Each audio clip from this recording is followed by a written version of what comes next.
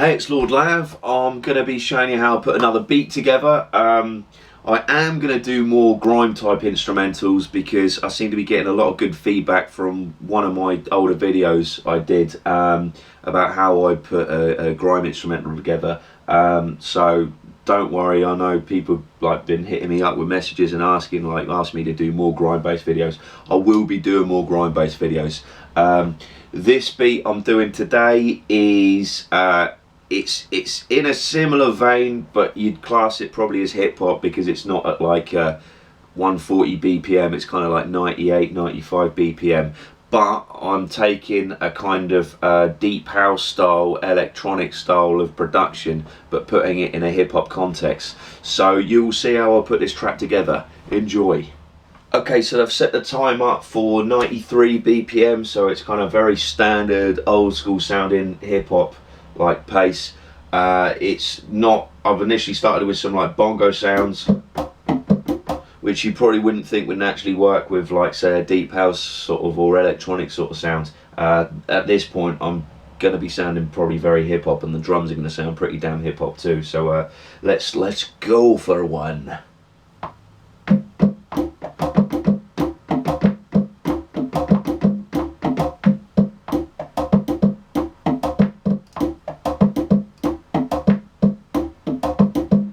Got the bongos, got some like heavy sounding kick and snare now, so I've actually doubled up on like two kick sounds and two snare sounds. So you got like this kick, which is like an, don't know where you can hear that, 808 type kick, and I've mixed it with another kick so it sounds like this, which is heavy. And then we got this snare, it's just a real like heavy sort of snare mixed with like a rim shot, so that together sounds like that.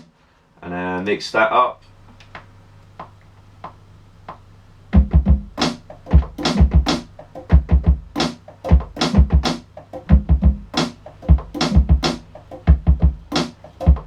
and I often don't quantize when I'm doing hip hop style beats. I don't quantize the kicks. I often quantize the snares, but I like to keep the kicks really loose.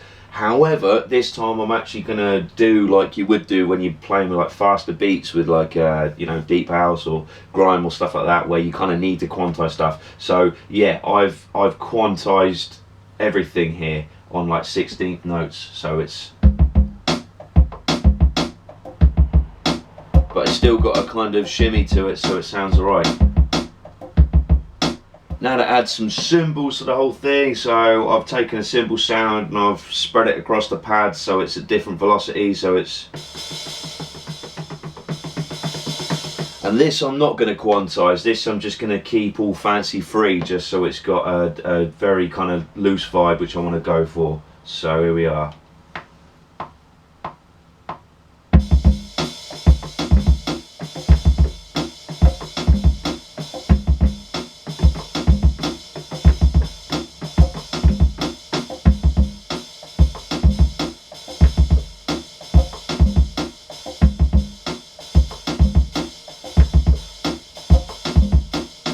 Added some shaker sounds on the go now. I took the original shaker but also reversed the same sound to, it sounds more like it's properly shaking. And we got this as well.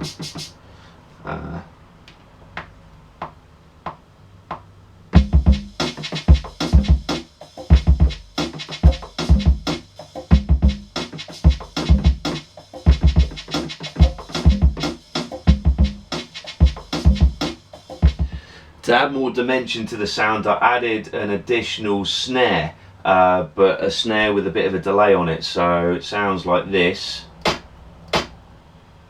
which isn't much just on its own, but when you add a bit of a delay on it, it gives it a kind of sort of dubby feel, which is cool. So when you mix that together with the other beats, it sounds like this. Now I wanted to add another section just to give it a bit more of a kind of jazzy feel, so I actually went into Apple Loops and found this sound.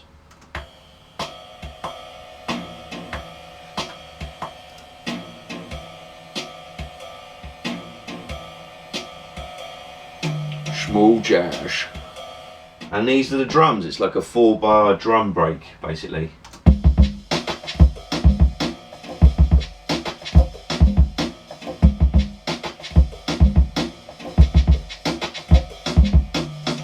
And that's sounding pretty funky.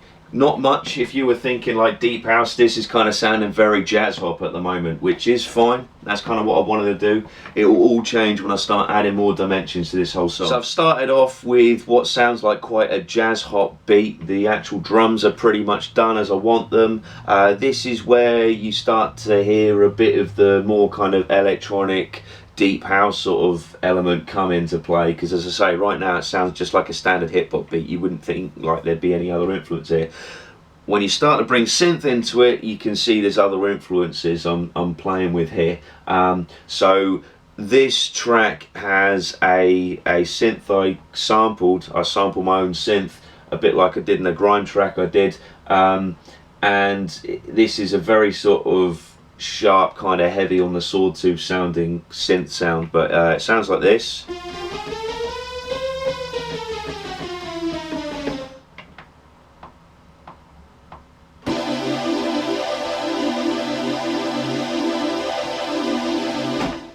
And things really start to take shape now when I take that sample that you just saw, that me sampling that big kind of chord you just saw, and I put it through the XS24 and add these other like things to it. Like I put a low cut off so it takes off a lot of the high sounds, and you just got this nice beefy sounding pad sound basically just off the synth. This is where it starts to sound quite cool. You got this.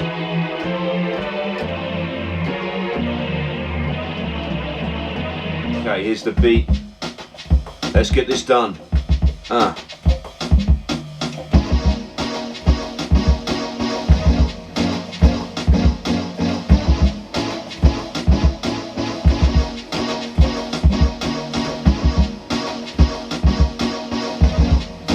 Yeah, so it wasn't enough for me to just leave it at that synth. I wanted to add an extra sound to it. So the sound I added, I basically just repeated the same MIDI information, just using the same chords or the same notes you saw me play there, just with this sound, which is this. It's just basically just an FM synth, just on the high side of the FM synth. But I didn't just add that, I also added like a stereo delay on there, so it pans across. So there's that, and you can hear it kind of panning from speaker to speaker. And that mixed in with the actual synth that you heard me do is this.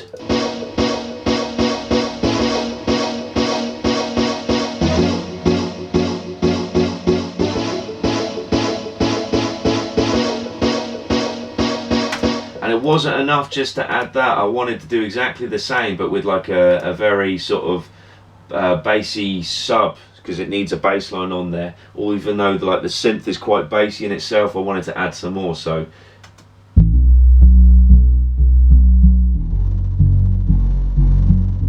that's some shaky shit. Yeah, that's heavy. That's gonna make someone shit themselves, which, fuck it, I don't care. Decided to add an extra element in, which was like female vocal, just to give it an extra vibe. And again, it's sort of taking off a little bit of what I get from when I listen to some of the real nice deep house and some of the garage and stuff I like, is you do often hear little cuts of female vocals. You just so I'm kind of doing a similar thing, but in more of a hip-hop context. So I took this Apple loop, which is this here, which is cool. Sounds a bit better when you add a stereo delay in there, because I do like my stereo delays, I will admit that. And then when you hear that coupled in with, well, yeah, mixed in with all the other elements in there, it gives it a real kind of interesting vibe, bass line and stuff.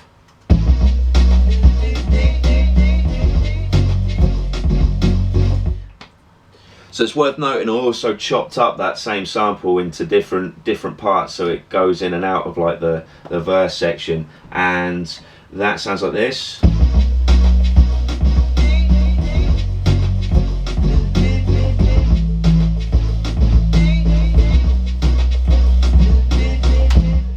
other thing that is worth noting as well, that on both the bongos that you heard right at the beginning and the female vocals, I had to use some pitch correction on those, because the whole track is actually it's in the key of G major, I worked out. So it's important that you get all your kind of elements roughly at the same pitch. So I used a pitch correction there just to make the difference on that, so it's all sounding all roughly the correct key.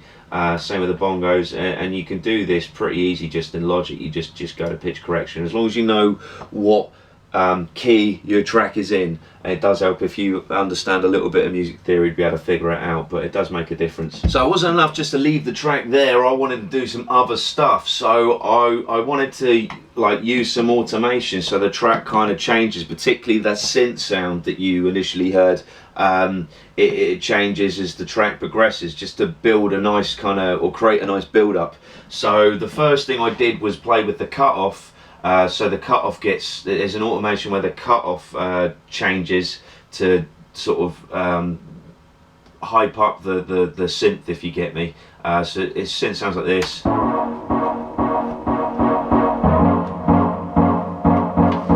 As you know, but I messed with the cutoff just to add to it.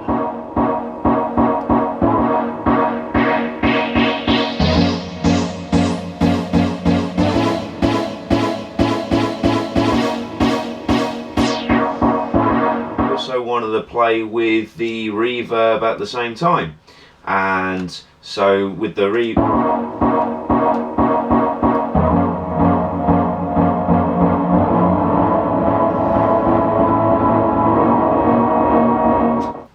now I didn't just want to play with the like the reverb and the filter cut off separately.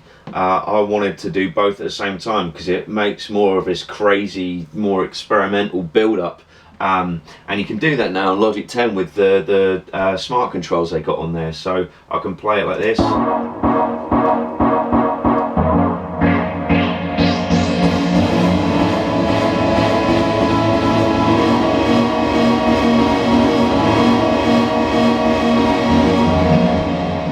So you got that, it sounds mad. Obviously I had to add some compression to that so it wasn't too loud and over the top, but that's how that sounds with the build up, with the drums and everything else.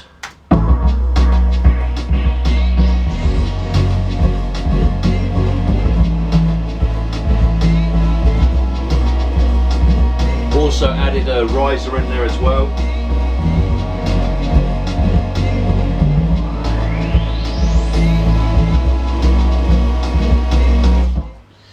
Nearly there now, just want to build a chorus. So I've got a string sound.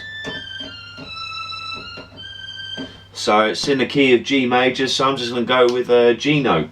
So here we go.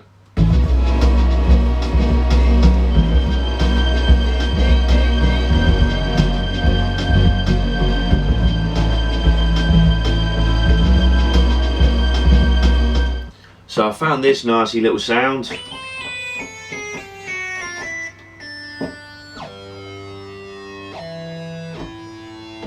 And I'm just going to play with that a little bit, just to add to the whole chorus effect.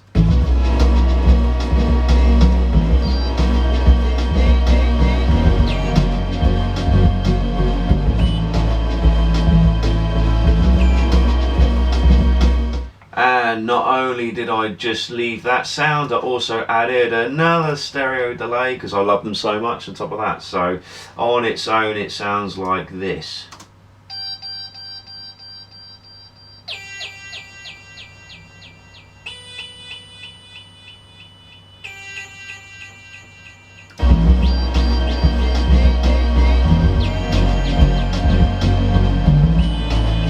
That's pretty much there. You got a beat. Other little bits I can do, I'm gonna do like an introductory drum beat and add a couple of other little bits, like there's some slowed down sounds I can use and stuff like that, just to transition between chorus and verse. But that's pretty much it, the beat's done. So I hope you enjoyed the video, guys. If you did, then by all means subscribe to my YouTube channel. I'm putting up a video on the second Tuesday and fourth Tuesday of every month.